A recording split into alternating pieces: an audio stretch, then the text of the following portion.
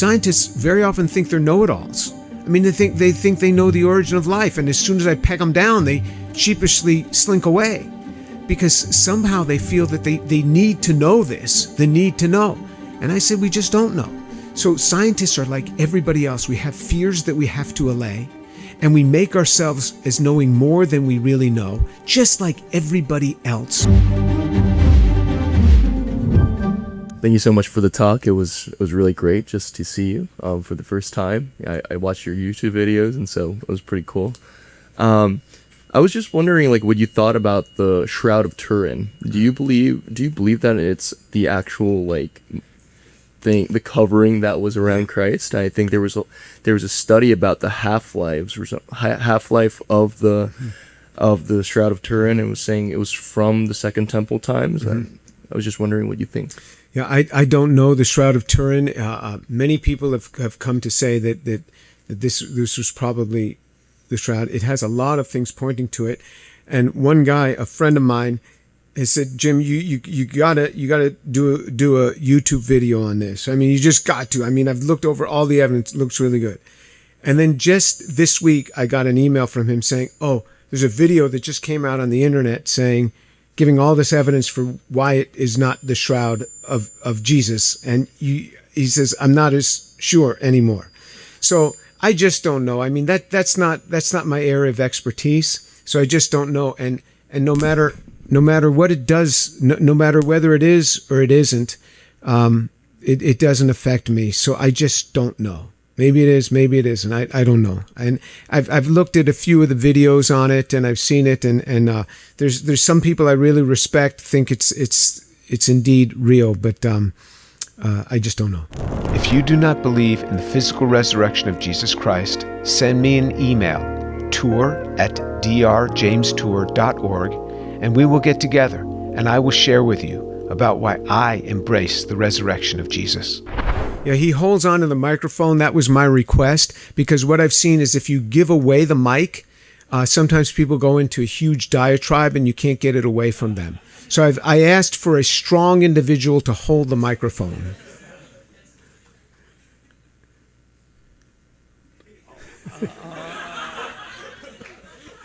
Hey, Dr. Tor, how you doing? How you doing? Here's my friend from New Jersey. Yeah.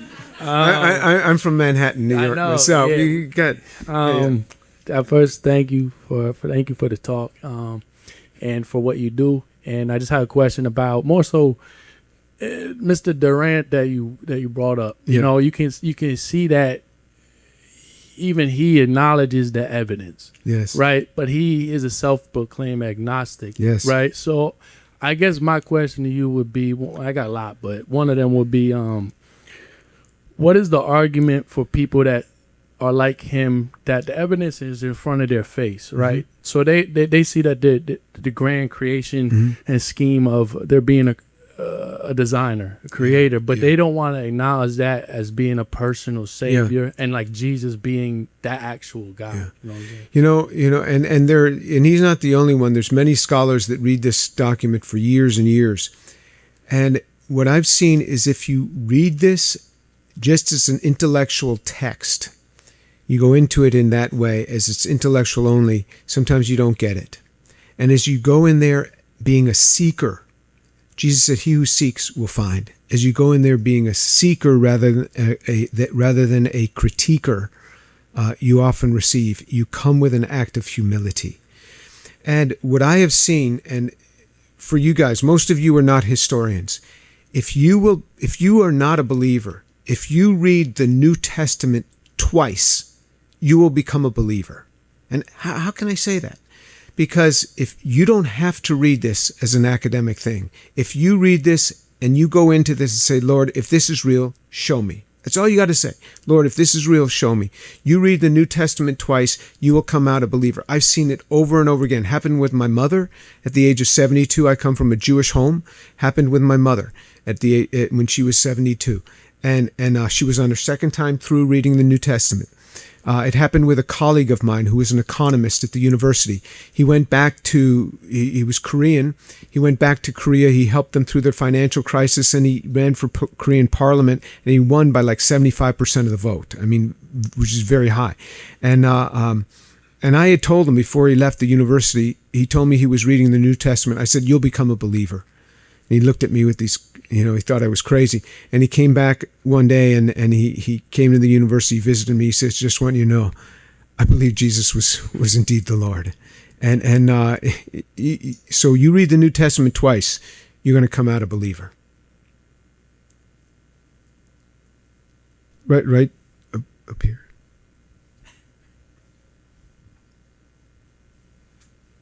Hi. Well, first, thanks for your talk.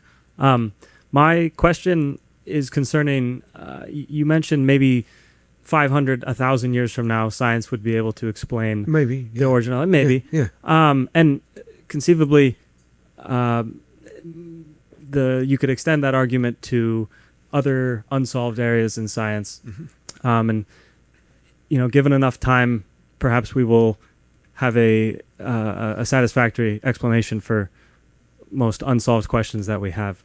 And my question then is, how would you reconcile something like that with your faith, and where is that boundary? No problem. So if we find out how life originated scientifically, I don't think anybody would be happier than me. Because, prior to 1953, we didn't understand anything about information in a cell. And now we understand information in a cell, and we have a very good handle on it. And it gives me a much deeper appreciation for how God did this. Like, oh, that's how you did it. This is utterly amazing. Amazing. So I look, for example, at leaves on a tree all the time. Lots of people do. But in my mind's eye, I start seeing magnesium atoms sitting in the middle of a porphyrin, which are 4 nitrogen heterocycles, 4 nitrogen rings, all hooked together. And photons of light are hitting that magnesium atom. And then it's ejecting electron hundreds of angstroms to start the photosynthesis process, which is converting carbon dioxide to carbon and oxygen, which is a very hard reaction to do. The man and the woman on the street don't see what I see. I see that. Chemists can see that. And it gives me a much deeper appreciation for God. That doesn't make God less in my eyes. That makes him all the more. There's a reason why we build our robots out of silicon and plastic and wires. And we make them to look like people, but we use those things because we don't know how to build with molecules. It is so hard. This is like the hardest way you could do construction is to build out of these 4 classes of compounds. And that's what we see as the ubiquitous life around us. You turn over a rock and you got gazillion organisms under there that you can see with your eyes. And then you look with a microscope and there's another 10 zillion of them. And so life is ubiquitous, made out of these molecules. We don't know how to construct like that. You would think that we would mimic exactly what's all around us when we build our robots. But we don't know how to. We just don't know how to. And so you take the hardest way you could think of constructing something, and that's the way we're built. And then to understand that someday, I'd be like, oh, God, that's how you did it. That's amazing. You are just amazing. Over and over again, you amaze me. So I'd be really happy. It wouldn't shake my faith a bit. It would strengthen it. Because of you, millions of people have heard the gospel. If you confess with your mouth Jesus is Lord and believe in your heart that he's risen from the dead, and you will be saved. That's right. That's the requirement. We talk about science concepts which draw people in. Take these nanomachines and have them drill into cells. This would be a great way to kill cancer, right? We also talk about Jesus Christ, who's the best in everything. My faith in Jesus Christ means more to me than anything. If you could continue to give or give for the first time, we would certainly appreciate it. You can go to jesusandscience.org. Thank you so much. Hi, Dr. Tor. Thank you for such an engaging presentation. My question for you is, from a scientific perspective, what do you think is the most compelling counter-argument to the existence of God, and how would you respond to it? Wow. I think you have to go fishing to find a counter-argument from God, of God in nature. I mean, when you just look at our physical constants, they didn't have to be this way. All of life revolves around the physical constants being extremely precise to within, hundredths of a percent, or else life doesn't exist. Mathematics, the whole field of mathematics, how does mathematics describe all of these things? It doesn't have to, but it did.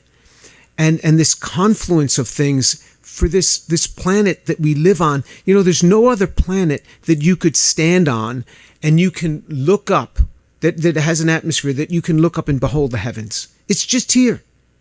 Most of the time when there's an atmosphere, you can't see through anything. And that we can look up and behold the heavens at night. I mean, everything, it is so set up for life here. I don't know what the counter argument is. That's like asking me, what's the counter argument for life?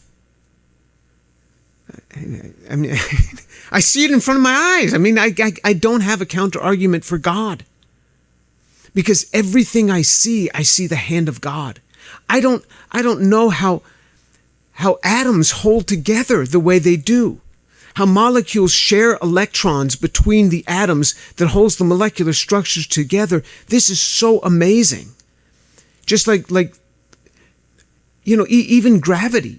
Even gravity, still to this day, we can define gravity by saying this inverse square law, distance, but we really don't know what is gravity. This is why when Newton came up with this force between the Earth and the moon, what is this force? He didn't know what the force was, but he says it's gravity, but he couldn't explain it. They thought he was speaking demonically. They said, you're speaking demon-type things. We still, to this day, don't know what gravity is. We can define it mathematically, but we don't know what it is. What is holding these two things together? And then you think of dark matter. 70 to 90% of all matter and energy is dark matter and dark energy, meaning that we know it exists because of difference, but we can't see it, we can't detect it. Now, many things we couldn't detect for many years. Now we can see in the infrared because we have infrared detectors. We can see in the UV, we have UV detectors. We can see in the X-ray, we can see in the gamma ray, we can see in the microwave. Radio waves are hitting us all the time. I don't feel any radio waves, do you? But you put a little radio here that has an antenna, and the radio waves, are all here. They're all here. But now we can detect them. So we haven't been able to figure out how to detect this dark matter, but it's all around us. And so everywhere I look, it's like, this is an amazing place. This is a giant laboratory. And I'm like a kid in a candy store. So I don't have a good answer for you. It's the next question. Hi, thank you so sorry, I was going to grab the mic. Thank you so much. My question is, if you could speak a little bit about the Dead Sea Scrolls, because there's a lot of people that, and like specifically, like how strong of a piece of evidence is it actually, especially with regards to some people say the Bible's been translated and changed so many times. Yeah. Like how significant is the discovery of the Dead Sea Scrolls? Right. So people make these sort of silly claims that it's been changed and everything. If you looked at my organic chemistry textbook, that I teach out of, 1,200 pages. And if somebody walked up and flipped through that for 15 minutes and say, that's a bunch of nonsense. I mean, it's full of contradictions. It doesn't make sense. I would think that that person is an absolute idiot. Because you can't spend 15 minutes looking at that text, my organic chemistry textbook, and to speak like that. But people will do that with the Bible. They say that about the Bible, and they just show themselves to be absolute idiots by saying this. So there were these claims that the Bible has been changed, has been altered, that portions have been inserted into the book of Isaiah, for example, that prophesy so directly about the resurrection of Jesus, the crucifixion of Jesus.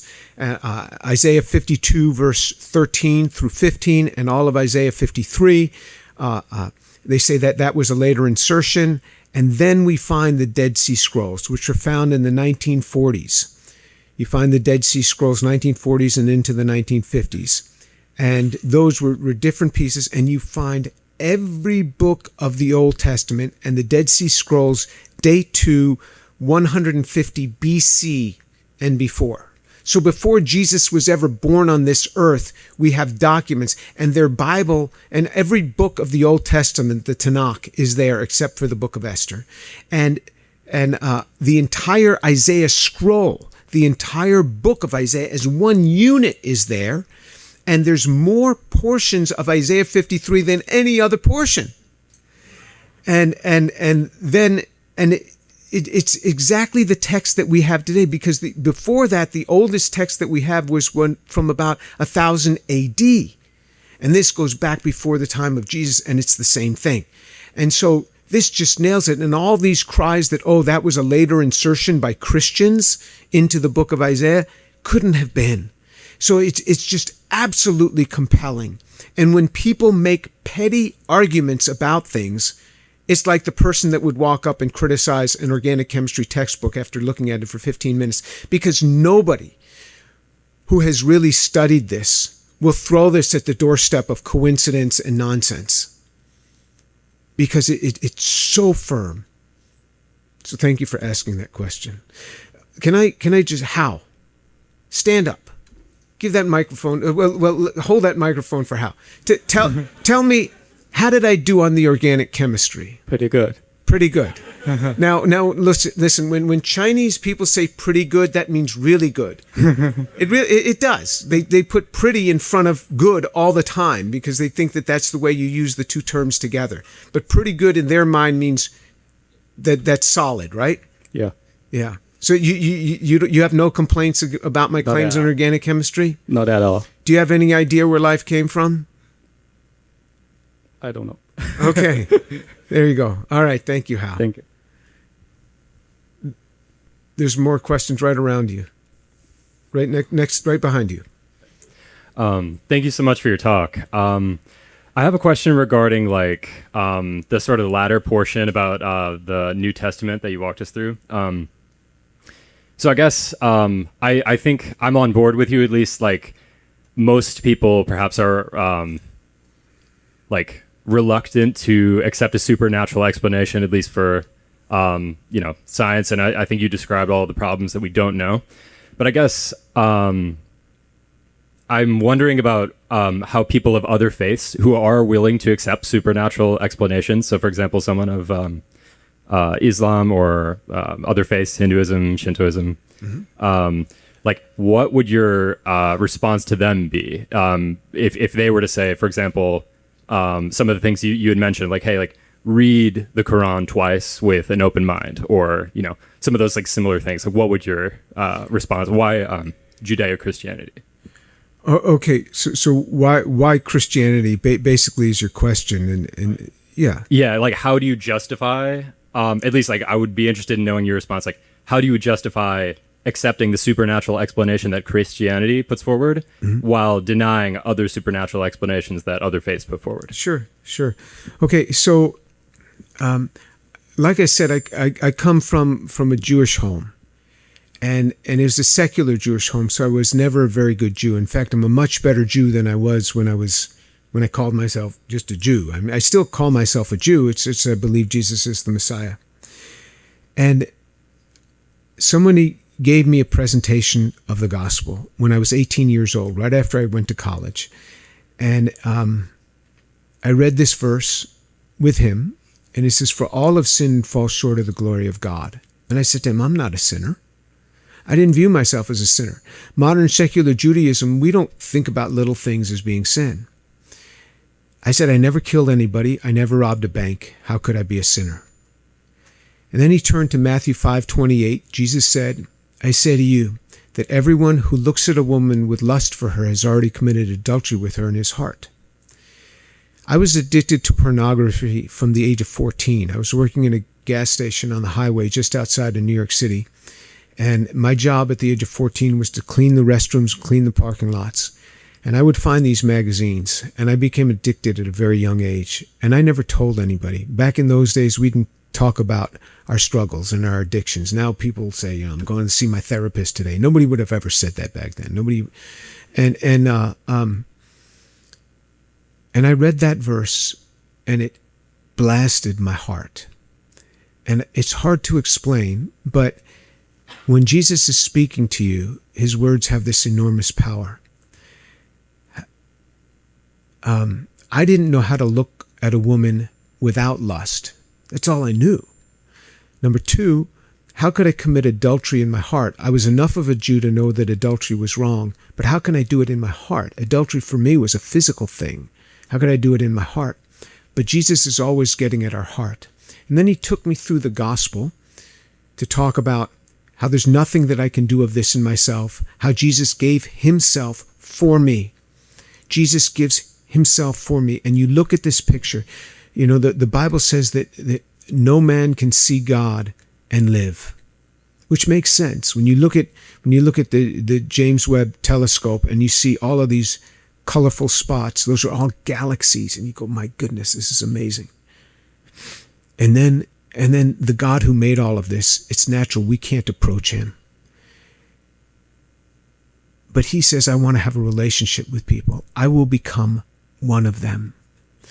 You know, right near my home is the MD Anderson Cancer Center. And a lot of people come in for cancer treatment. It's the biggest cancer center in the world. There are 5 hospitals, 185,000 employees, big place. And so people come in sometimes for months at a time for treatment. They can't afford a hotel, so they stay. Our church has a ministry. Sometimes they stay in our homes. Child getting chemotherapy, they lose their hair. Sometimes you see the mother or the father or both will shave their head in solidarity with that child, and it changes the child. They're like, "Okay, we're in this together." The Bible says in Hebrews chapter 2, Jesus took on flesh and blood because his children are of flesh and blood. In solidarity with us, God takes on flesh and blood.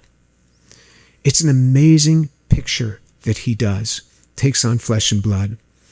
The Bible says, "In the beginning was the Word," information was the Word, and the Word was with God, and the Word was God. Verse 14, John chapter 1, "And the Word became flesh and dwelt among us." God becomes flesh and dwells among us, and we beheld his glory. Glory is of the only begotten from the Father, full of grace and truth. God becomes flesh. I was in my room all alone on November 7th, 1977. This guy had shared with me in August. I fell on my knees. I don't know why. Most Jews stand when we pray. Most Christians I had seen sit when they pray. And I said, "Lord, forgive me because I'm a sinner." And all of a sudden, I felt the peace of God fill this room. And just to my right, 3 feet away, Jesus is standing. And it's not an optical thing or an auditory thing. His presence was so real. I don't know how I even knew it was Jesus, but I knew it was him. I was on my knees. I turned. I put my face to the ground, and I just started weeping. I had never felt such love poured out on me. I don't even know how long he was there. It wasn't a flash. He just stayed there pouring out liquid love on me. I got up. After a while, I wiped my tears. I was never the same. I didn't tell anybody because here's this Jewish kid. I don't know what to say. And I couldn't stop thinking about Jesus. I was dreaming about Jesus at night in my dreams. I was dreaming about telling people about Jesus in my dreams. This is a Jewish kid telling people about Jesus in his dreams. I didn't know that that dream was prophetic, that that's what my life was going to be spent doing. That's what Jesus did. He gave me a prophecy of what my life was going to be. 2 weeks later, the guy who had shared with me back in August saw me, and he says, Jim, have you received Jesus in your heart? And I said, I think I have. I don't know. I think I have. Why do you ask? He says, you haven't stopped smiling for weeks. You're different. Something's happened to you. And I said, how can I keep this? I've never felt this close to God like this. He said, if you read your Bible every day, you'll stay close to God. If you don't, you won't. For 47 years, I've read the scriptures every day, for 47 years. That was an experience, but that's not what I bank on. The scriptures talk about this, but it's the resurrection of Jesus Christ. That is the fundamental of our faith, the resurrection. Now, when you start looking into the veracity of the Bible versus other documents, it blows away everything. Like I was talking about, the higher criticism now is being applied to other religions. It is dicing it up totally destroying it. You dig where these other things say there's nothing. There's nothing there. It's falling apart. Even huge sites that should be there for the miraculous event, there's nothing there. There's nothing. People weren't even living there. There's no trace of humans even being there.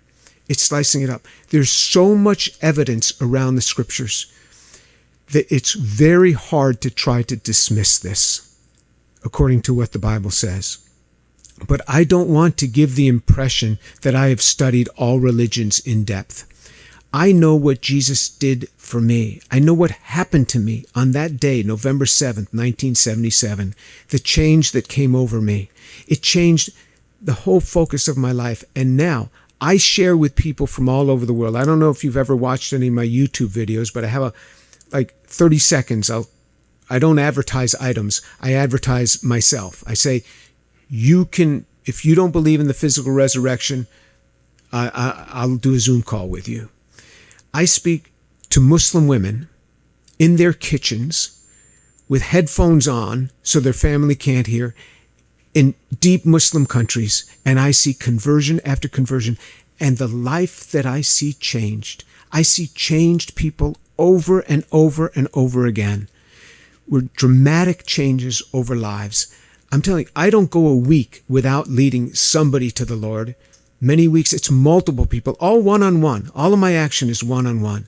And I get them all involved in Bible study, all in daily reading, and I see the change. So for me, it is so profound. And from all different backgrounds, all over the world. And so that's who I am. I can't say I'm a scholar in any faith. I'm not even a scholar in Christianity. I'm not. I'm just a Jewish kid who reads the Bible from Genesis to Revelation. I'm done. I start again. Everything I do, I'm a layman, but I love Jesus. I don't know if that answered your question, but that's the best I can do.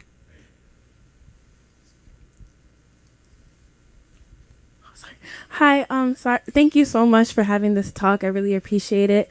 And me as a believer in believing that God is the King of all kings and the Most High, I have a question on in what ways, or I guess my question is, what is your take on the common enemy, and in what ways does he work in science today?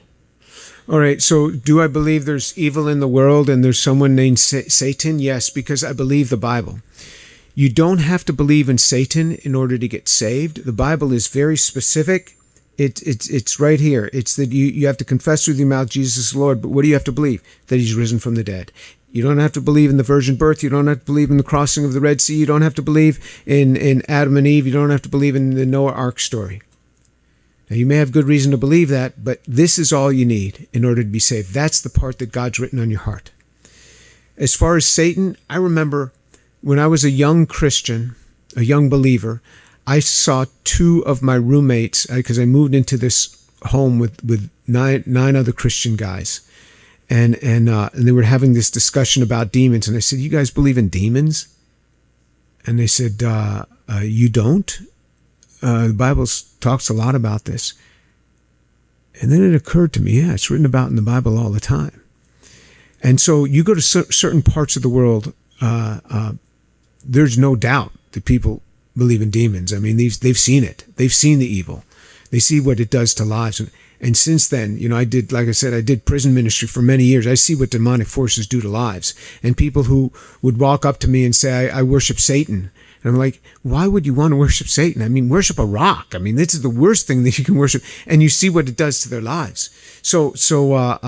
Yeah. And what his influence is in science. I mean, scientists very often think they're know-it-alls. I mean, they think they know the origin of life. And as soon as I peg them down, they sheepishly slink away because somehow they feel that they need to know this, the need to know. And I said, we just don't know. So scientists are like everybody else. We have fears that we have to allay, and we make ourselves as knowing more than we really know, just like everybody else, because we have these insecurity problems and these low self-esteem problems, just like everybody else. And I'm the number one prime example of this. And I'm the prime example of what Paul said. God takes the foolish things of the world, the base things of the world, the despised, the things that are not, that he might nullify the things that are. That's who I am. And I see the work of Satan all the time in this. But you don't have to believe that to get saved. Thank you so much for the talk. I just wanted to ask you, like, as a scientist, what's your stance on like the theory of evolution, and also as a Christian? Many Christians believe like the Earth is 6,000 years old, but like with carbon dating and like with all of that, like I just wanted to know your perspective as a scientist. Well, I could be sympathetic to why they would believe that the Earth is 6,000 years old, because they're tracking the lifetimes of people back. And if the creation happened in 6 24-hour days, then they track that back and they say that the good approximation is the lifetimes of people. So I can see how they can get that. We know our universe is expanding. All right, the Bible doesn't say it's not. We know it's expanding because we can see the red shifts, and so it's expanding from origin point. A day at the beginning of the expansion versus a day now is very different because we're expanding out. So the time frame of a day is very different. So in other words, if we look back in time, we can look back in time, track that back in the expansion of the universe, you can see that what looked like a very short time period to them looks like a very long time period to us, because there's something called the theory of relativity. Where you are in the expansion of the universe affects how you view time. All right. And and then if you look between Genesis chapter 1, verse 1 and Genesis chapter 1, verse 3, there seems to have been a gap. And that gap doesn't define for us any amount of time that there could have been that gap. And so there's an open question as to how long that gap is. But if you were to go to 6 24-hour days in our reckoning of 24 hours, I can see how they can get that. But as far as the age of the universe, you don't have to get that and still be consistent with the Bible, because there is a gap at Genesis chapter 1, verse 2. There's a gap there. All right. And we also know that we have an expanding universe. And that's why tomorrow will be a slightly longer day than it is today, because we will have expanded out in our universe. As far as the theory of evolution, it is a theory. We certainly see microevolution, small changes. We see it all the time in my own lab. We work a lot with bacteria, and you see small perturbations in DNA, and you have epigenetics, where there's external things that causes changes in us. Every time we get a new virus, it can change our DNA, and that gets passed on to our children. So we see small changes. In my lab, every time we had a virus cell, it remains. Every time we had a bacterial cell, it remains as a bacterium. Every time we had a mouse, it remained as a mouse. I think there's a big extrapolation to having gross changes in organisms. Body plan changes are much harder for me to understand the chemical changes that come about. So what I do is I ask my biochemist friends, explain to me how you get massive body plan changes through the theory of evolution. And they will say one small change at a time. I say, okay, now let's get rid of the just so stories and explain to me the chemistry on how that can begin to take place. And none of them will answer me. And remember, no answer is an answer in itself. Just about 2 weeks ago on my YouTube channel, I interviewed a guy named Rob Statler, and he's a biomedical engineer, graduated from both MIT and Harvard. He talks about the tree of life. The tree of life is, remember, this Darwinian tree of life. You come from a single cell and you get simple organisms, and then it goes higher up. You get all these branches, and you get the diversity of life that you have today. That's the tree of life. He talks about the shrubbery of life. If you just look at the top part, cut away all the bottom, the top part is exactly what the book of Genesis lays out. You get kinds coming up. And he talks about the credibility of the science that goes on when you're talking about a macroevolution that's taking place. So watch that video by someone who knows a lot more about this than I do, and it'll give you a different perspective. The other thing is this. Many things we have in science we interpret differently over time. Science changes every decade. There's big changes. In the 1950s, most scientists believed that the universe has always been steady state approximation. They thought the Bible was nonsense, saying that the universe had a beginning. And then with the recording of microwave background radiation in 1964, there was a switch. Prior to that, most scientists in the 1940s, 1950s believed that the universe has always been. After 1964, most scientists, yes, the universe had a beginning. It had a beginning. And so science dramatically changed at that time. Changes all the time. In 1972, Gould comes out, and he says the fossil record does not support gradual changes over time like what Darwin spoke about. And Gould was not a Christian man. And he says what the fossil record supports is a massive change over short periods of time, and then it's just steady. And massive change over short periods of time, and then it's steady. That's what the fossil record shows. So 1972, it changed. 1980, it changed. Alvarez hypothesis comes in. We no longer think that dinosaurs died because of climate change. They died because a meteorite hit the Yucatan Peninsula and spread dirt into the air.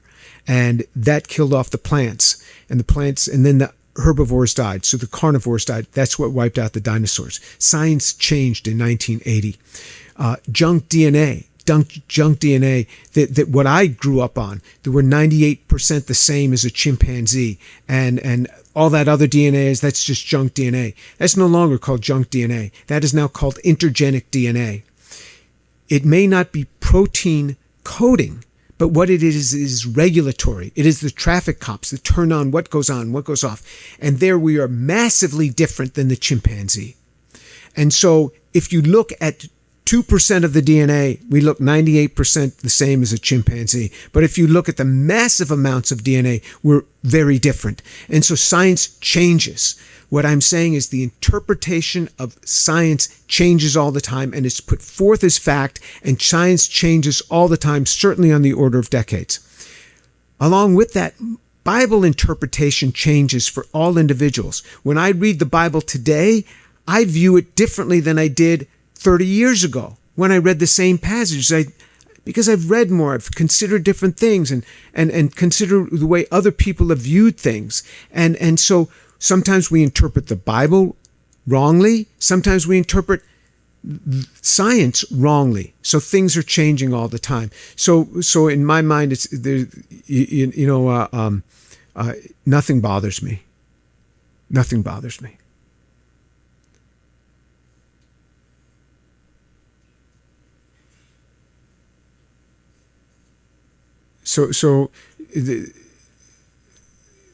I'm open to questions, or we can call it, and I'll take the questions up here individually. I'm at your bidding. I'm a guest here, so you guys are going to have to decide what you'd like to do.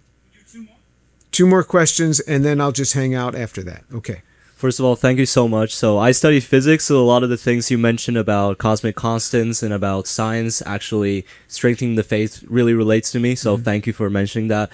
I actually have two questions, but I'll say the one just to save for time. When I'm talking to a lot of my atheist friends, I'll present, this scientific argument, this a logical argument, by Thomas Aquinas or something, and sometimes what they will say is, okay, I see your argument, but I'm just not physically ready to accept that there is a God and that He's our creator and the Bible, etc., etc. What is one thing that you would try to let them do or try to tell them to kind of accelerate that process? Because I have talked to a lot of people and that's their response, kind of like the ultimate rejection, I guess. Well, I mean, one of the things that works really well is their life starts to collapse. Their lives start to fall apart after a while. A lot of times in college, people think they've got the world by the tail. And then their decisions start catching up with them. They marry certain people and they thought, well, if I love somebody, my marriage will be just fine. And then they have children and the children aren't just fine. And the children don't measure up to what they had hoped. And then sickness comes on, accidents comes on, and the things of life often get a hold of people. So I would encourage you to continue to share, because what happens is people go through things and they sometimes then become more open. They become more open and their lives open up, and that's the kind of people that contact me. And that's why I would say my success rate in seeing people come to the Lord is like 90%. Because they've been so beat up by the world and they're asking me. And so what I would encourage you to do is watch for the people that are showing signs of interest. And then if they ask you about your faith, this is now a heart that's open, and what's written on their heart about the resurrection is ready to come bursting forth. You have to respond very quickly with those people. They're showing an interest. You're a Christian. What does that mean? You got to go after that. That's fruit ready to be picked right there. As soon as they start showing a sign, they're open to coming with you to a Christian meeting. That's an open sign. The other ones, they have to hear lots of messages, and often it's when they're going through a divorce, when they're going through the loss of a child. I mean, something that's devastating, and they're like, I don't really have the world by the tail. In fact, I'm getting beat up really bad by this thing. I don't really have it together. And then they're more open. Okay. Last question. Thank you for coming. I believe that you're using fine-tuning argument for proving the existence of God. But if you use the cosmological argument for existence of God, I'm just making it short. It divides by things into two groups. One is necessary being, the other is contingent being. Contingent being are the one that began to exist and need a cause for their existence, and necessary being they existed forever and they will be there forever, and they don't need a cause. They are not dependent on anyone.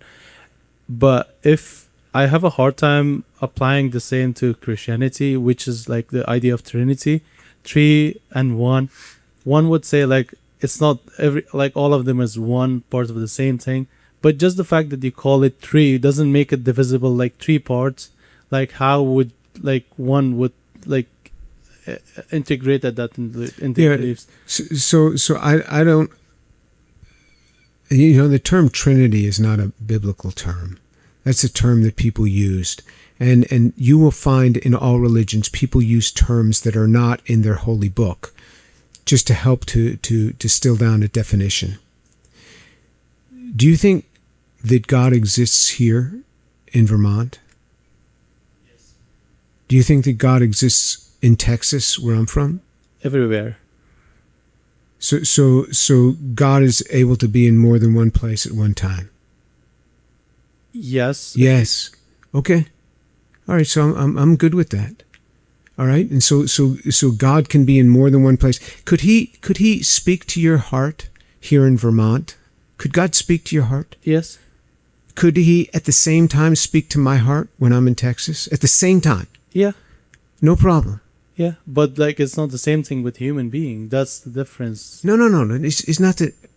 No, so but you will agree, God can be speaking to you and speaking to me in two totally different places. Yeah, but like if you think of like So you're embracing a supernatural that God can do this. You know, you're trying to key in on something that is a common argument, and it really does nothing. You know, God wanted so much to have a relationship with us.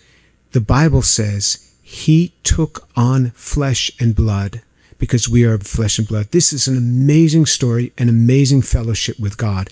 And what we have is a closeness of relationship where God took on what we have. God restricted himself in that way, but he's still at the exact same time, he was still in heaven. He still never left heaven. He was still there. He was still operating there. And his flesh died here on earth. That flesh died here on earth. But he was still very much alive in heaven. That didn't kill God in that sense. It killed God in the human sense that he was here on earth. So, I'd like to leave it at that. All right. You know, I've had lots of discussions with very dear friends of mine that come from the same persuasion that you do. And, but I'd like to leave it at that. Okay. All right. Thank you. Thank you for joining me today. If you could give us a like, share, or podcast review, we would appreciate it. If you have any questions, you could send them to ask@jesusandscience.org, and we'll try to answer some of those questions in an upcoming video. And if you do not believe in the physical resurrection of Jesus Christ, and you want to hear about why I believe, send me an email to tour@drjamestour.org, and we'll get together by Zoom, and I'll share with you why I embrace the resurrection of Jesus Christ.